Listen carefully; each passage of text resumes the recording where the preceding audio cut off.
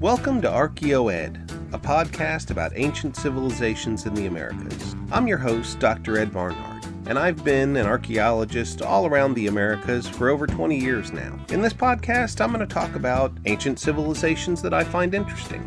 Sometimes it'll be overviews, sometimes it'll be very in-depth information, basically anything I feel like talking about, because this is my podcast and I'm just having fun with it. I hope you enjoy it too. So, without further ado, sit back, relax, and let's get started.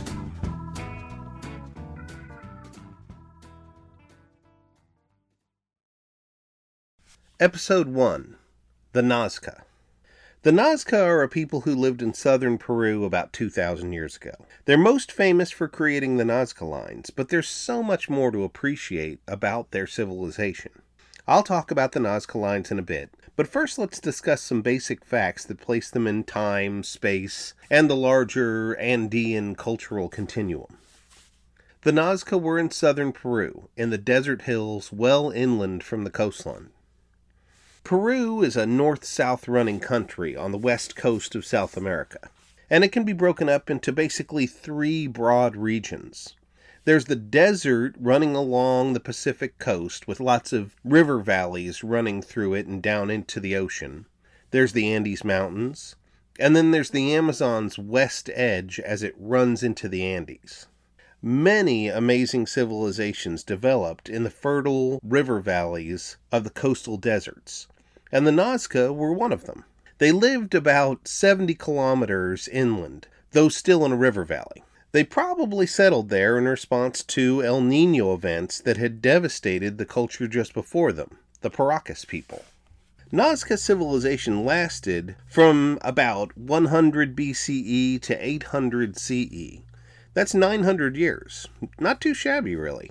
Of course, those start and end dates are a bit fuzzy. Civilizations don't just happen, or usually they don't suddenly end. It's a process of slow change over generations, and sometimes archaeology has a hard time seeing a hard line, so we make these generalities. And the Nazca didn't just start from scratch. They were the clear descendants of the Paracas people who lived on the coast from 900 to 100 BCE. Not only do their time periods link up very smoothly, but you can actually follow the river valley that's in the middle of the Paracas heartland on the coast. You can track it back into the desert and off to a little offshoot that becomes the Nazca River running through the Nazca Valley. They share a lot of material culture similarities too. Things like textile traditions, similar art iconography, and shaft tombs. There's a lot of other things too. And I'll probably do a whole episode on the Paracas in the future, but for now, we'll keep our focus on the Nazca. So, they started with the fall of the Paracas civilization, who probably had to abandon their region due to El Niño storms destroying their crops and spoiling their regular fishing patterns. The end of the Nazca may well too have been El Niño related. It certainly was a factor in the demise of the Moche to their north, and that happened about the same time as the demise of the Nazca. But the other probable cause was an invasion of people from the mountains, the Wari civilization. The Wari evolved in the region just above and to the east of Nazca, a state today called Ayacucho. Starting about 650 CE, the Wari were the Andes' first truly expansionistic empire. In many ways, they were the model that the Inca would later take to the next level. By 800 CE, their expansion plans crystallized, and the Nazca were the nearest culture upon which to impose them. We can see it in the kinds of new buildings in Nazca, the change in diet, the change in burial patterns. The Nazca were definitely supplanted by the Wari. Another good orientation question to ask is, who were the contemporary cultures of the Nazca? They definitely weren't living in a bubble. There were other cultures all around them. To the north were the mighty Moche people. It was a vast region of independent city-states. They lived along the coast, from Lima almost all the way up to the modern border of Ecuador. They existed during almost the exact same time period as the Nazca. The Moche were roughly 100 to 800 CE. But the Moche settled much closer to the coast, and again, El Niños were probably a major factor in their demise. We can see through Moche religious iconography that both Nazca and Moche were worshipping the same deity, a figure I call the Fang deity. But the Moche had a decidedly more warlike culture. The Moche probably would have dominated and absorbed the Nazca had geography not dissuaded them. The Moche influence went as far south as modern-day Lima, but then there's a stretch of considerably less fertile river valleys hitting the coast. Even today, it's a 6-hour drive through mostly desert between Lima and Nazca. In a way, it was a testimony to the success of the Nazca strategy. Their remote, difficult-to-master region insulated them from the outside world, at least for a time. That buffer zone was even more apparent to the south and east. To the south along the coast was increasingly dry desert, right down into the Atacama Desert itself. Virtually no one lives there, even in modern times. To the east was the Andes, a particularly barren stretch of them. It wasn't until the Wari mastered agricultural terracing that anything more than tiny farmsteads could take hold there. To find other contemporary cultures of the Nazca, we have to look to Lake Titicaca at the top of the Andes and well to the southeast, about 600 kilometers away. Things were different up there, and the Nazca time frame spans over a major cultural evolution, from a culture called Yayamama into the Tiwanaku civilization. Yayamama culture builds stone ceremonial complexes with carved monoliths and open plazas, from about 800 BCE up to about 400 CE. Pucara, on the north end of the lake, is one of their biggest settlements. Then around 500 CE, the great city of Tiwanaku emerges at the south end of the lake. Tiwanaku was an amazing place, full of megalithic architecture and a raised field agriculture system that supported its population. Its population was at least 30,000 people, and some archaeologists argue it's more like 70,000 people at its peak. They traded widely, but mostly with people from the Amazon, not really the Nazca. Well, at least not that archaeology's been able to detect so far. But one thing that both Yayamama and Tiwanaku hold in common with Nazca is images of that Fang deity. If you listen to my podcast enough, you'll realize that the Fang deity is a topic that I'm obsessed with. I think that he's the monotheistic deity of all the Andean civilizations, right up until European contact. But okay, what about today in the Nazca Valley? Well, there's a sizable community there and a city called Nazca. And it's actually getting bigger all the time because people are moving down from the mountains to be part of Nazca City. They attach themselves to the outskirts, one neighborhood at a time. The people that are there are ethnically the same people who were there at European contact. They're Nazca heritage people who, in their latest manifestation, were dominated by the Inca, and they speak Quechua. They themselves say that Quechua is a Nazca language that the Inca inherited, not vice versa. And even though that seems strange, I haven't heard any linguists denying that yet, so maybe that's true. The people there are... Some of them are farmers, but most of them are just living in regular towns and having regular town jobs, like restaurants, shops, hotels, things like that. Mining's another major source of employment in the Nazca area, but it's dangerous and underpaid, so there's a lot of social unrest about it. Once when I was there visiting, the unhappy miners were blocking the highway in protest. But, being the kind folks they were, they let the tourists pass. Then, of course, tourism is an important part of the Nazca modern economy as well. Thousands of people from all around the world come every month to fly out of their tiny airport and over the famous Nazca Lines. Okay, I've got to take a break. When I return, I'll talk about those Nazca Lines, what they were, how they were created, and some of the ideas about why they were made.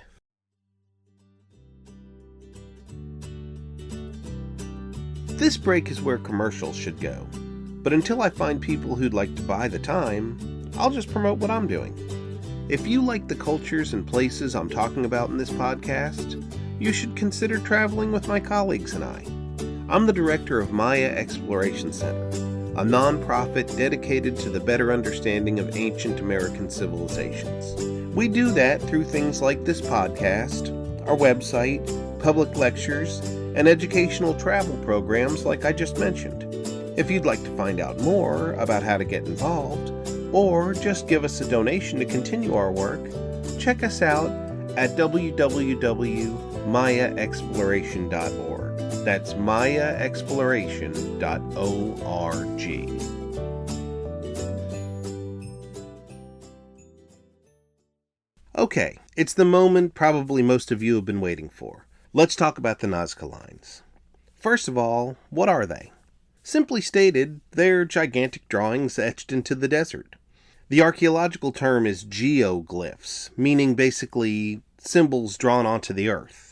The Nazca people carved hundreds of these geoglyphs into the desert plateaus in and around their valley, perhaps thousands of them. Many were in fact erased by wind and water. There are essentially three types of geoglyphs: long lines, geometric shapes, and biomorphic forms, meaning basically animals, humans, and plants. Why they made them is still a subject of theory and debate. But when they were made, and the fact that the Nazca themselves made them, is abundantly provable by archaeology. I know that some of you have seen me on episodes of Ancient Aliens, and I intentionally accept their invitations in the hopes that people will follow my name back to more academically founded information. But let me be totally crystal clear here. I do not believe that aliens had anything to do with making the Nazca Lines. They didn't make them, and they definitely didn't use them as landing strips. From above, the Nazca Lines are like a bowl of spaghetti, certainly nothing that a pilot could use to land. So, how do we know that the Nazca made them? Well, it's because they left their lunches and trash in the lines themselves. There are sherds of Nazca-style pottery, cooked animal bones, and even wood fragments in some of the lines. All of it produces date ranges from mostly 200 to 600 CE. Those datable artifacts are also solidly debunking claims that the Nazca Lines were made 10,000 or more years ago. They just weren't. The Nazca made them, and making them was surprisingly easy to do. Aside from El Niño events, the Nazca Valley is extremely dry. It gets less than 4 millimeters of rainfall per year. Some years, not a single drop falls. The ground is covered with these reddish-brown rocks, burned that color from millennia of sunlight. Underneath those rocks is a yellowish-tan sand. The rocks are pebble size up to about the size of your fist, not very big and easily moved. Scraping the rocks to one side reveals the yellow sand, creating a big color contrast. And that's how the lines were made, simply scraping those dark rocks off the brighter colored sand. I've actually done it myself. The Nazca Lines are protected in a park, but the whole region has the same geology. So on one of my trips, I pulled off the side of the road near a trash dump and made a quick video for the Great Courses lecture series I was making. With the side of my boot, I dragged my foot through the rocks, revealing the yellow sand. In less than 2 minutes, I had made a 4-meter wide rectangle. I drove by it a few years later, and there it was, just like I had made it yesterday. Now, what I made was small and honestly kind of ugly. The Nazca Lines are huge, and some of them are very elaborate designs. Many people have suggested that the only way they could be made is if their makers could have seen them from above in the sky. But frankly, that's nonsense. How do we design a highway or a large office building today? Do we get in an air balloon and look down? No, of course not. We use blueprints or drawings to scale. The Nazca were smart, certainly capable of understanding the concept of scale drawings. They could draw a geoglyph plan on a llama skin or a textile and then translate it onto the earth. In the same way a typical modern engineering diagram has something like 1 centimeter equals 1 meter, they could have done the same. To go from plan to ground, it's just a process of rudimentary surveying. Strings strung between stakes, the kind you see at any modern construction site. And in fact, that's exactly what archaeologists have found.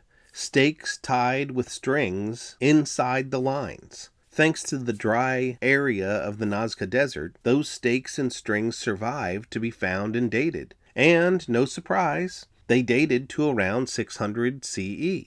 So, the evidence indicates that the Nazca laid out patterns with survey lines of string and then simply moved the reddish rocks around side to side to create those lines. Mystery solved, at least in part. Of course, the harder question to answer is why the Nazca made the lines. To investigate that question, a logical first step would be to look at what kinds of things they chose to draw onto the desert. There are basically three types of things the Nazca depicted: lines, geometric shapes, and biomorphic figures. Of the hundreds of known Nazca geoglyphs, lines are by far the most common, over 800 of them. Some lines were less than 100 meters long, but others went on for kilometers. The longest lines recorded are almost 30 kilometers long. Some lines emanate from a single point in a kind of radial pattern. Still others parallel each other. The next most common geoglyph type is the geometric shapes. There are about 300 of those on the Nazca Plains. The majority of the geometric type are elongated rectangles and trapezoids. Those are the ones that inspired some people to believe that they're landing strips. And again, I don't subscribe to that theory. There are many other geometric shapes as well. Spirals, zigzags, even a complex of squares, circles, and triangles that looks very much like a Hindu mandala. Now, the smallest category of Nazca geoglyphs are the images of animals, plants, and humans, the ones we collectively call biomorphs. Archaeologists love to make up fancy terms for simple stuff. It makes us look smart. Of course, that's every field of science. Medicine is one of the worst. Once in an ER, a doctor told me I had facial angioedema. I said, "Do you mean my face is swelled up?" "Well, yeah, I know that already. That's why I came in." But anyway, there's a little over 70 of these biomorph-type Nazca lines, and they're by far the most famous. And their fame is well-deserved. They're fantastic. There's a spider, a dog, a whale, a condor, and many more made with great care and precision.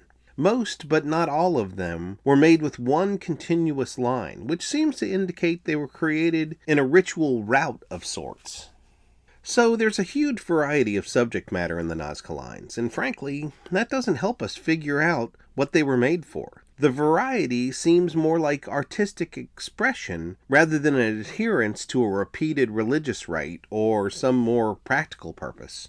And what's more, the lines on top of the Nazca Plateau are not the only ones in the area. There's also the Palpa lines, just to the north on another plateau.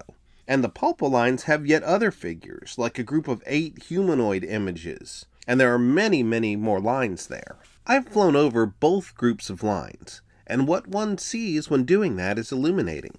For one thing, those 2 plateaus were not the only places where lines were etched into the desert. They're merely the places where sufficient rain runoff couldn't erase them. As I flew over, I could see many places where fluvial fans covered gently inclined land with fragments of the lines poking through sections where the water never passed. That suggests that there weren't merely hundreds of lines, but once there were thousands.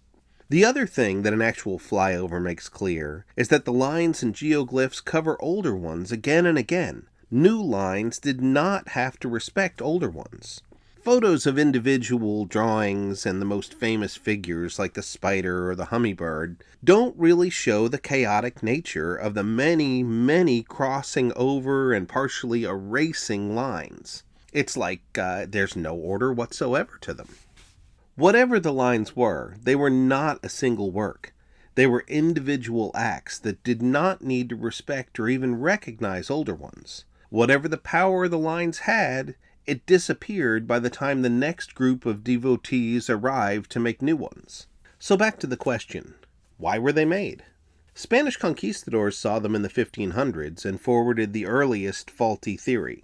They thought they were old roads like the ones the Inca had built. Then centuries passed before anyone said another word about them. It wasn't until the 1920s when Peruvian archaeologists saw them from the foothills above, and yes, they can be seen from the mountains, not just air. Then in the 1940s, American historian Paul Kosak flew over them in a plane. Soon after, he recruited archaeologists Richard Shadell and Marie Reich to help him systematically record them. By the way, decades later, I was the student of Richard Shadell at the University of Texas. He didn't really like me, especially my early papers about the Fang deity. He thought it was nonsense. But oh well. They say that if everybody likes you, then you're probably not doing anything important. Anyway, those three came up with the first professional theories about the lines in the 1940s and 50s. They said they were astronomically aligned, and indeed, there are a handful of lines that point to horizon risings and settings of the solstices, equinoxes, lunar stations, and even a few planets. Kosak and Shadell moved on to other projects, but Maria Reich remained a champion of the Nazca Lines for the rest of her life. She bought a house just outside of Nazca and fought for their protection and preservation. In 1994, her efforts paid off in the form of a UNESCO World Heritage status for the Nazca Lines. Now there's a park protecting them all from vehicle and even foot traffic. She died in 1998. But her house is now a museum dedicated to the lines and the story of her efforts to protect and study them. But those astronomical theories at first brought more outlandish ones. In particular, Eric von Donigen's 1968 book, The Chariots of the Gods. That was the first, but not nearly the last, suggestion that the Nazca Lines were calling down aliens to Earth. It also attracted other archaeoastronomers, notably Gerald Hawkins and Anthony Aveni. Both men were dubious about the Nazca Lines' astronomical functions. Aveni published books in the 90s detailing his argument and why he disagreed. In a nutshell, he said that when you have hundreds of lines going in every possible direction, it's just logical that a few will randomly hit astronomical alignments. And honestly, I have to agree with him. Maybe a few were intentionally aligned, but that can't explain all the lines. That's really not why the Nazca Lines were made. The other popular theory is that the lines are pointing to sources of underground water. From the 1980s into the 2000s, multiple studies have forwarded this water hypothesis, ranging from suggestions that the animal forms are associated to the worship of water deities, to people using divining rods to prove that there's water under the surface in the direction the lines point. But none of them have actually demonstrated a link between actual water sources and the lines. And to me, well, let's say I'm just not convinced. So what do I think? Well, thanks for asking. But seriously, I don't know. I don't know what to think. That being said, I have a simple theory that makes sense to me. Ancient Andean societies, all of them, are very community-oriented. They celebrate community work projects, and they participate in pilgrimages and festivals to celebrate community. To me, the lines are probably annual pilgrimages by discrete communities. They went out to the desert and together created works of art to honor their creator deity who they believed lived in the sky. And it was important for them to make something new and unique every time, hence the great variety of subject matter. Okay, well, I've got to take a break here, but when I return, I'll talk about further evidence of the Nazca's communal activities and why using the lines to indicate water sources makes absolutely no sense.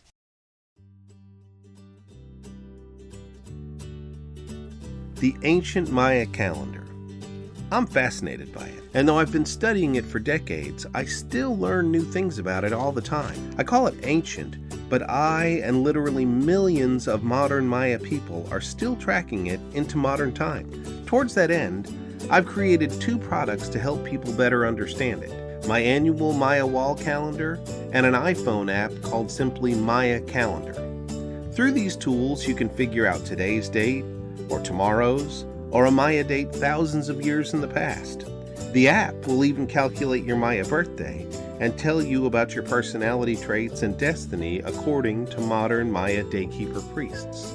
The Maya Calendar app is available through iTunes, but both it and my annual Maya wall calendar are available through my website, Mayan-calendar.com. That's Mayan with an N, -calendar.com. Check it out.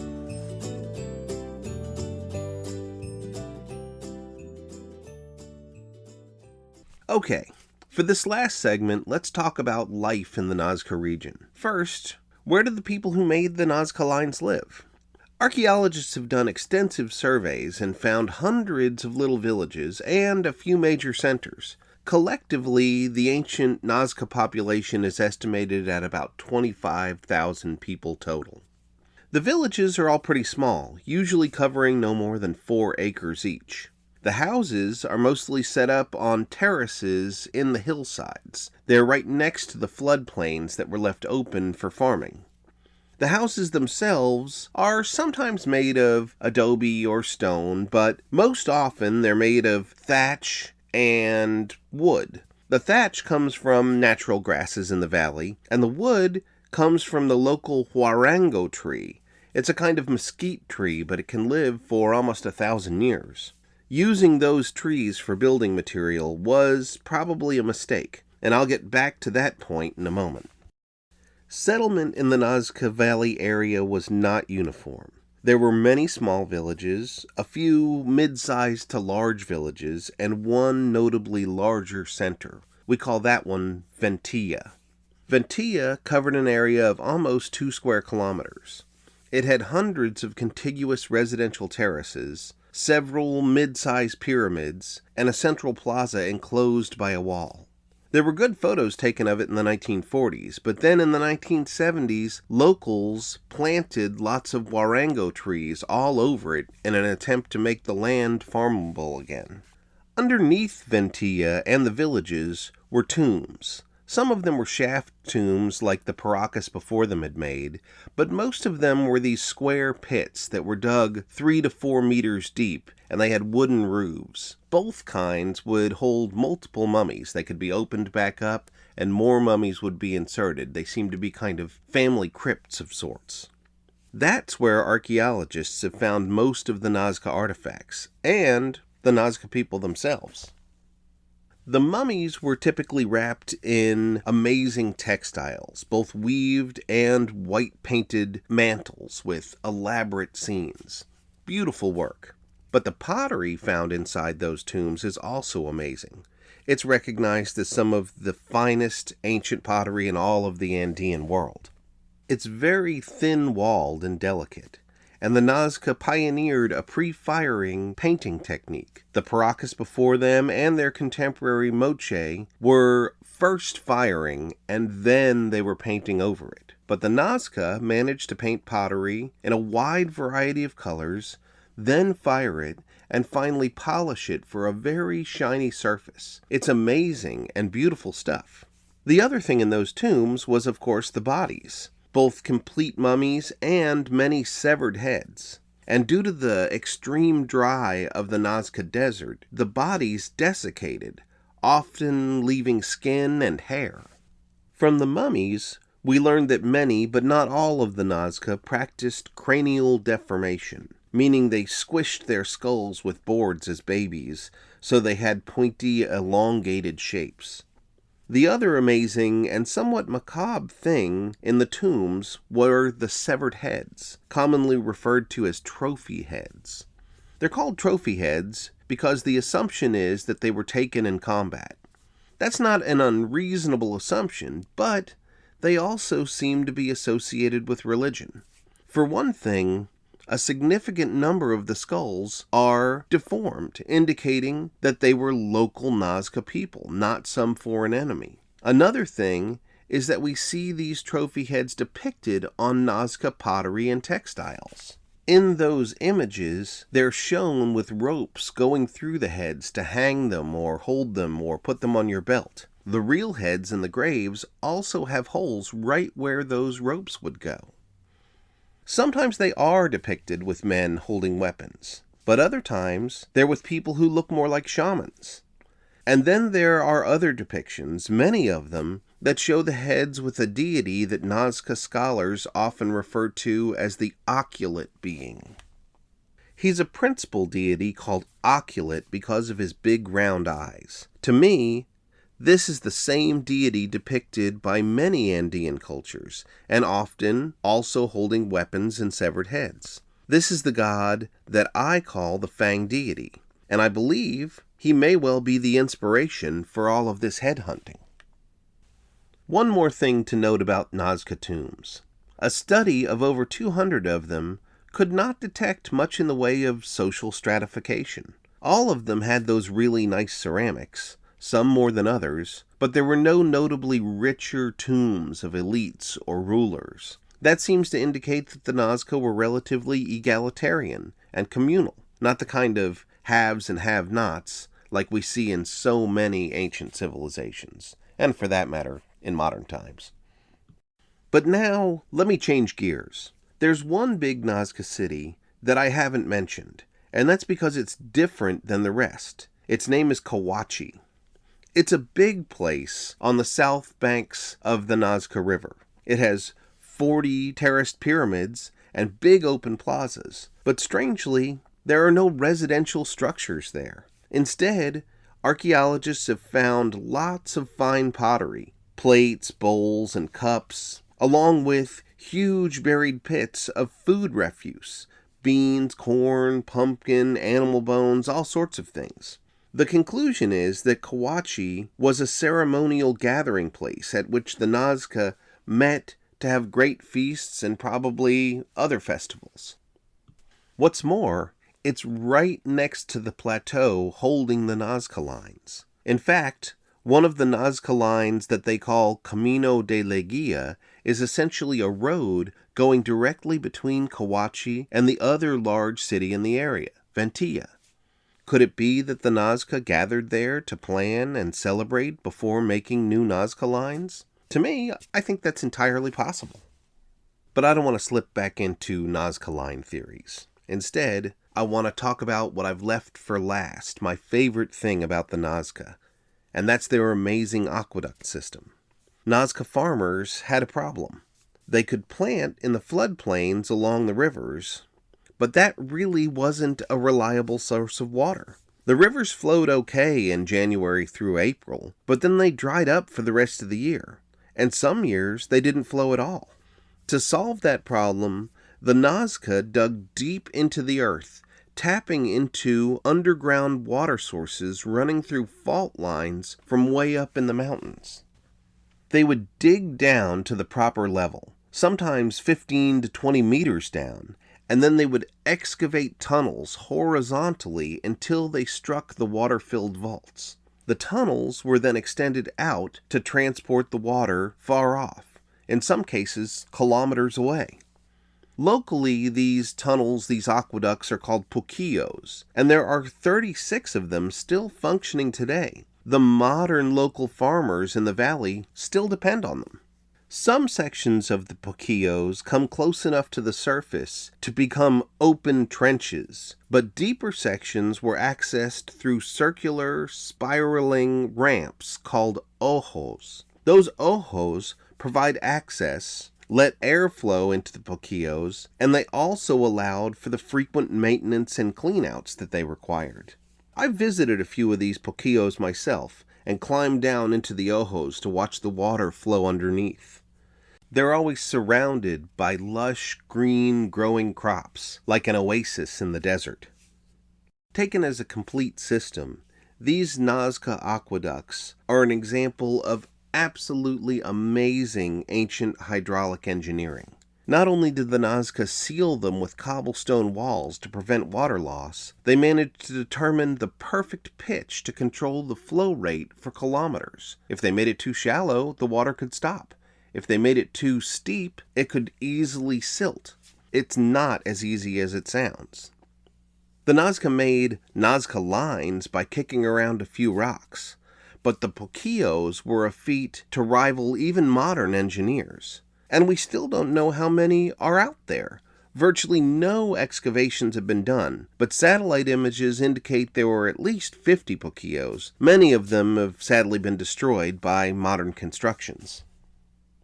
And ironically, the Poquillos might have been the catalyst that led to the demise of the Nazca. More Poquillos led to more arable land, and with that there were more villages. The villages had more houses built of the wood of the huarango trees, some of which had roots going 50 meters down. When they chopped down all the trees, they created erosion, and it left them prey to the destructive forces of El Niños. When the El Niño rains came, the trees weren't there to hold the soil. They destroyed their crops and all of their magnificent hydraulic infrastructure. Archaeologists have found forests of huarango tree stumps, indicating that indeed they did chop them all down. Buried layers of pollen show a shift from only huarango trees, then slowly to half trees, half crops. Then the pollen was all the crops, and then the upper layers are sterile soil. There's nothing being planted at all, and the Nazca were probably not there either. They ruined their cropland. And when the Wari showed up to dominate them, they were probably too weak to resist. And just like that, the Nazca civilization came to an end.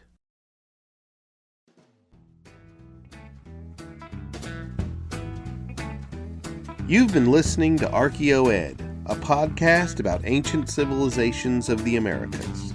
If you liked what you heard, then do all those things that I'm supposed to ask you to do, like subscribe, share, leave a review, and rate it. If you didn't like it, then don't do any of that stuff. This podcast was conceived, produced, and edited by me, Dr. Ed Barnhart, with the occasional help of my children, who are more tech-savvy and definitely cooler than I. All rights reserved. Copyright 2019.